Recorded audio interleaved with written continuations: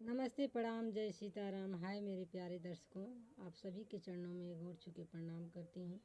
और एक बहुत ही बढ़िया, बहुत ही सुंदर आप लोगों के लिए एक देवी माँ का सुंदर सा भजन सुनाने जा रही हूँ। जो भी टूटिया होगी आप लोग क्षमा करना। अगर मेरी ये गीत पसंद आए आप लोगों को तो मेरे वीडियो को ज़रूर से लाइक शेयर कमेंट ज़रूर कीजिएगा आप लोग। तो आइए सुनिए इस गीत को। गंगा जी से बलुआ हम मांगवली तब दिया हम बनावली न हो।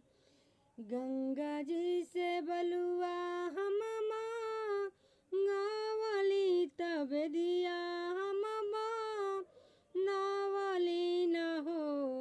ए मैया कहाँ लगवलू एतनी देरी सेवकवा तोहरो बाटी जोए हो।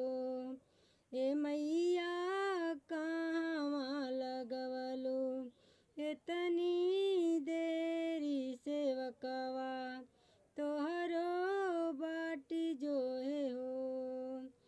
आवत रहनी ये सेवकाया आवत रहनी दाया बरसावत रहनी हो।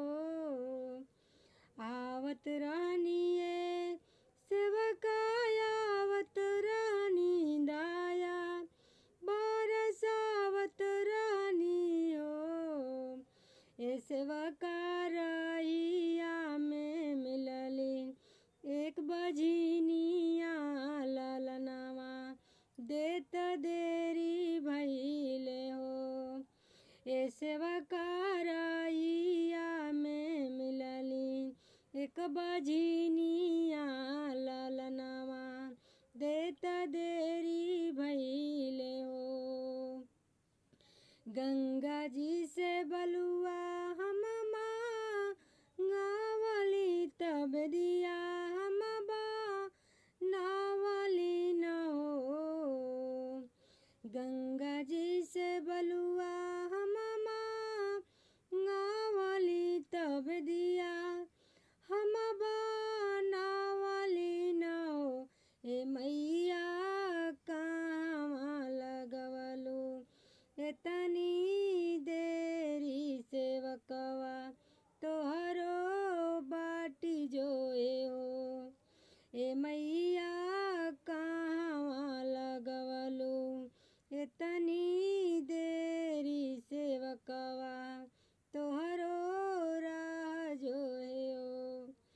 आवत रहनी ये सेवकाया आवत रहनी दाया बरसावत रहनी हो।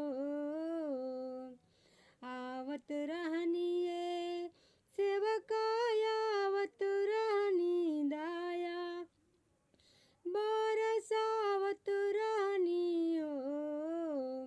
ए सेवका रहिया में मिलल एक अन्हारा नयनवा देत देरी भइले हो।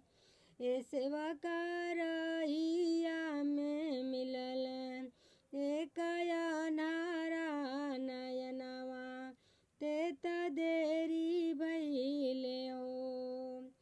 गंगा जी से बलुआ हम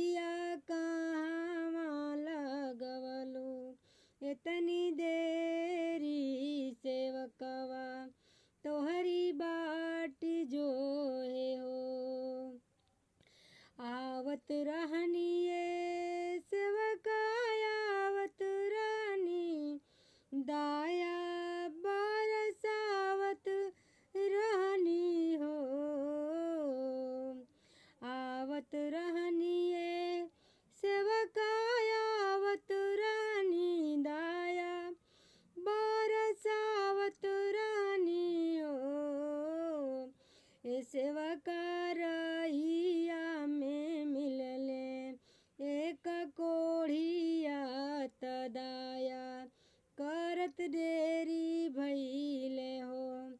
ए सेवका रहिया में मिलले एक कोढ़िया तरुपवा सजावत देरी भइले हो।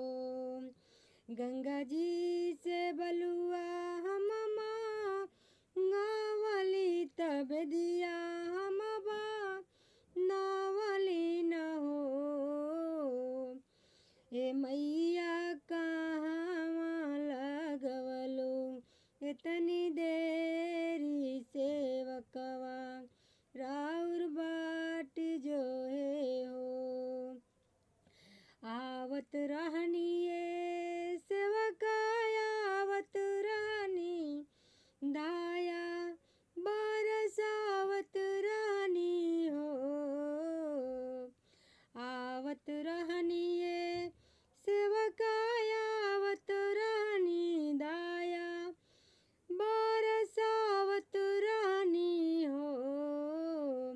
ए सेवका रहिया में मिलले एक लांगड़ा पैरवा देत देरी भइले हो।